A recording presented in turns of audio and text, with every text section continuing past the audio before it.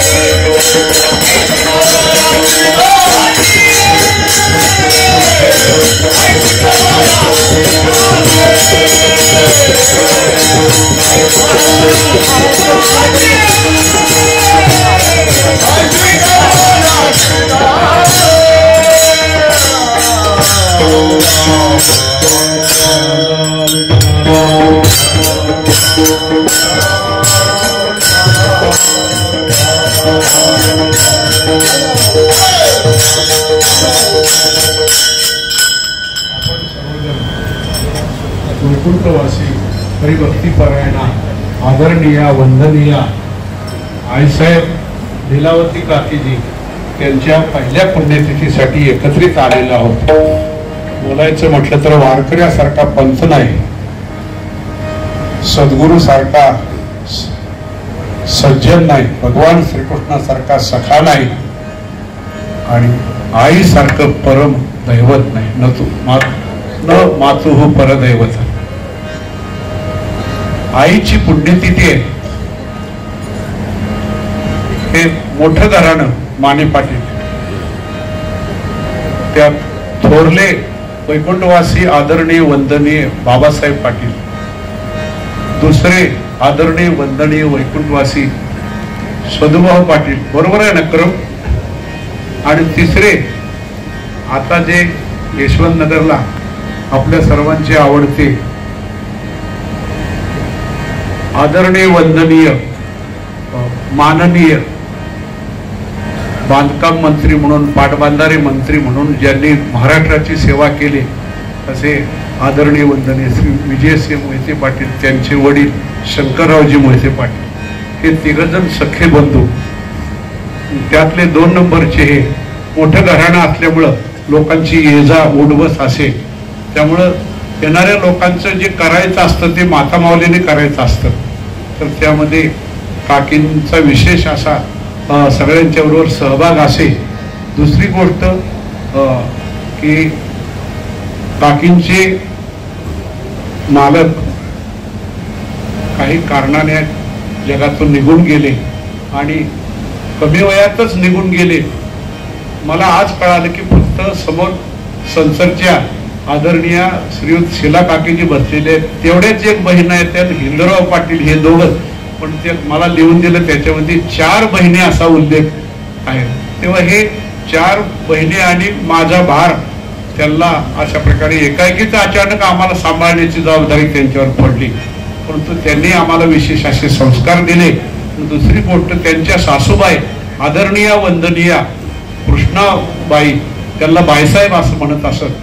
अगोदरच वैकुंठवासी सद्गुरू काळेबाबांची कीर्तन सेवा त्यांनी इथं दर पौर्णिमेला ठेवलेली आणि यांना सांगितलं की तुम्ही आता थोडं भजन कसं म्हणतायत ते भजन शिका आणि पंढरपूरची वारी करा आणि परमार्थामध्ये आपलं मन गुंतवा.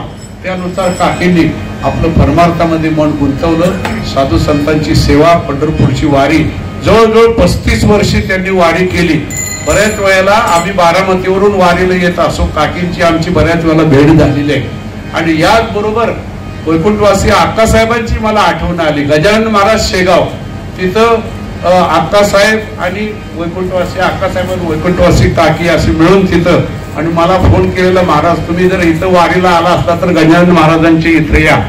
तेव्हा असे बऱ्याच वेळेला काकींची तिथं भेट झालेली. तेव्हा आणि विशेष म्हणजे इथं आमची ज्येष्ठ गुरुबंधू हरिभक्तीपरायण परमपूजनीय जामदार बापूजी बसलेले, त्यांनी पूजनीय नरोळे भाऊनी त्यांनी मिळून दक्षिण उत्तर भारत यात्रा काढलेली.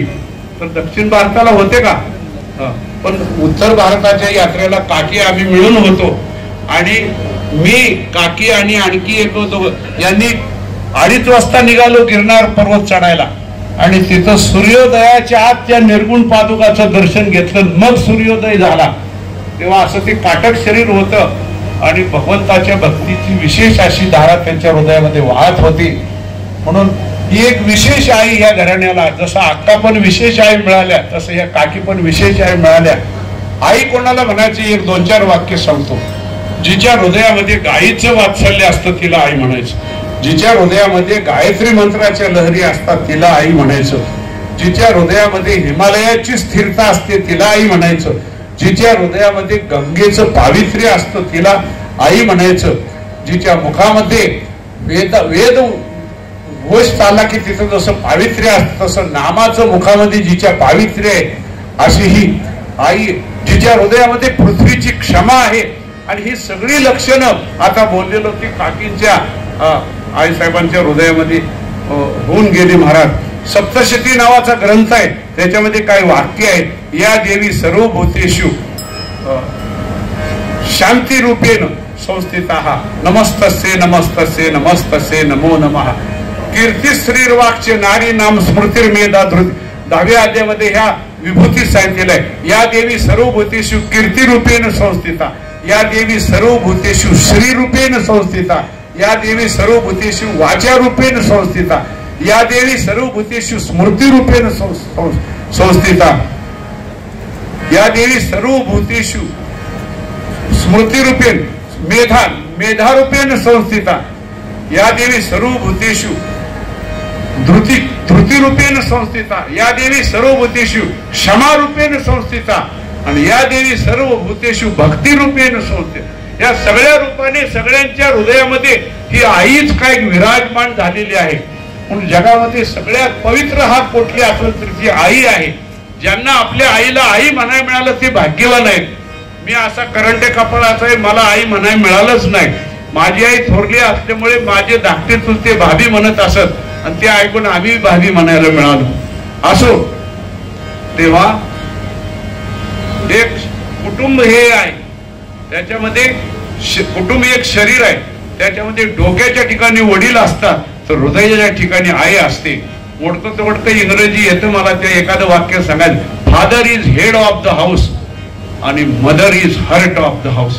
हृदयाच्या ठिकाणी आई आहे आणि डोक्याच्या ठिकाणी वडील आहेत आणि त्या दोघांचे तीन शब्द एकसारखे, मा, महात्मा, परमात्मा. परमात्मा मध्ये मा शब्द आहे, महात्मा मध्ये मा शब्द आहे आणि मा तर मा.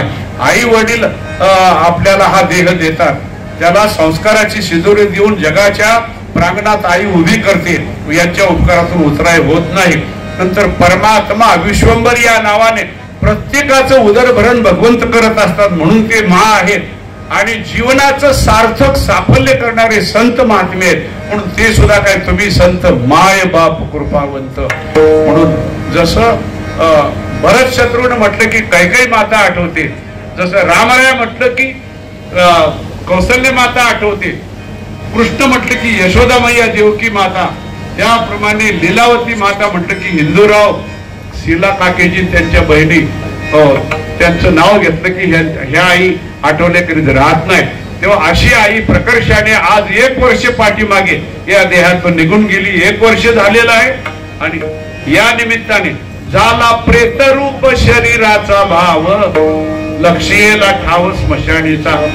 काकीने जेव्हा या देहाला सोडलं तेव्हा त्यांच्या देहाला स्मशानभूमीमध्ये नेलं. देहाला इकडं लक्ष द्या, देहाला स्मशानभूमीमध्ये नेलं, पण काकी स्मशानभूमीमध्ये गेले नाहीत, महास्मशानामध्ये घुसल्या, भगवत रूपी स्मशानामध्ये. रडती रात्रंदिवस काम क्रोध माया, म्हणते हाय हाय. आपली व्यक्ती गेल्यामुळे घरातले आपण रडायला लागलो, पण खरं तर त्यावेळेला यमराजालाच रडायची वेळ आली. गेलं गेलं कायमचं गिरायक आमच्या हातातून गेलं, आम्हाला हे खेळायला जन्म मरणाच्या द्वारे मिळणार नाही. अशा प्रकारे परमात्मा महात्मा या जोडीत असल्यामुळे इतकी उंची आहे.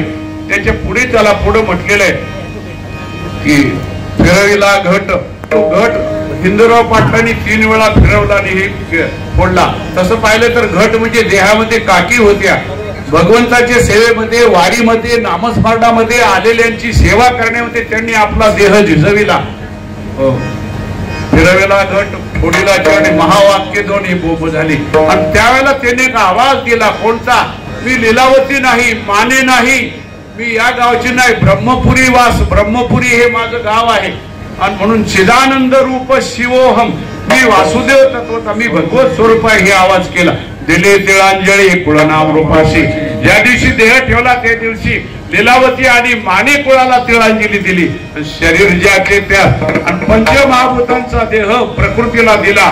याचे यास त्याचे त्यास तुक्याने कास घेतली आणि ह्या भगवत स्वरूपामध्ये लीन झाला. पण हे कशामुळे लीन झाल्या?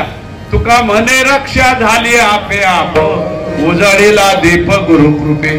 ज्यांच्याकडून त्यांना तुळशीबाळा मिळाली, ज्यांच्याकडून त्यांना रामकृष्ण हरी मंत्र मिळाला, त्या मंत्राचा जो दिव्य अखंड जो वदे अच्युत सर्व काळ नामजप केला, त्यामुळे त्यांचं हृदय रूपी हृदय उजळून निघालं आणि त्यांचं कायमचे त्याची सरली येरधार झाला सफळ. अशा प्रकारे अशा श्रेष्ठ व्यक्तीच्या जाण्याचा काय असतो, अर्थ असतो.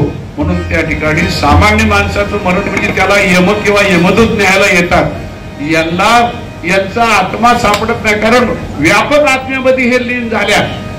परिचिन्याला नेता येतं म्हणून त्या यमाला परत जावं लागतं. असो, तेव्हा अशा प्रकारे आजच्या दिवशी भगवत स्वरूपामध्ये काकी लीन झाल्या. जिथं त्या असतील तिथं माझ्या ज्ञानोबराय, तुकोबराय, नामदेवरायाने त्यांना भजनानंद द्यावा आणि भगवंतांनी त्यांना ब्रह्मानंद द्यावा. गोंदवलेकर महाराजांनी त्यांना राम नामाची आवड, भजनानंद द्यावा, एवढंच मागतो. आणि माझी ही वाढलेली सेवा काय करतो, काकींच्या चरणी आणि भगवंत ज्ञानोबरायाच्या चरणी अर्पण करतो. ज्ञानेश्वर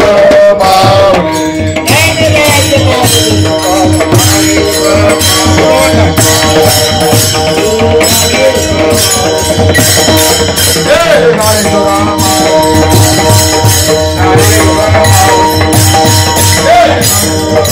नगर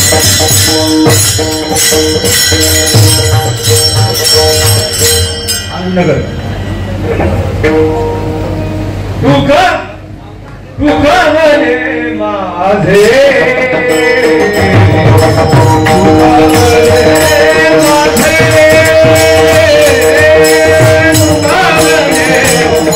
शैक्षणिक, राजकीय, क्रीडा, आरोग्य, कृषी, सहकार अशा अनेक प्रकारच्या चळवळींमध्ये आधारस्तंभ ठरलेला बारामती झटका या वेब पोर्टलचा 6वा वर्धापन दिन साजरा होत आहे.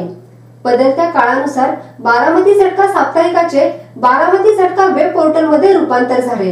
अल्पावधीतच 7 समुद्रापलीकडे पोहोचलेल्या या वेब पोर्टल वाचकांची संख्या 2,25,00,000 गेली आहे.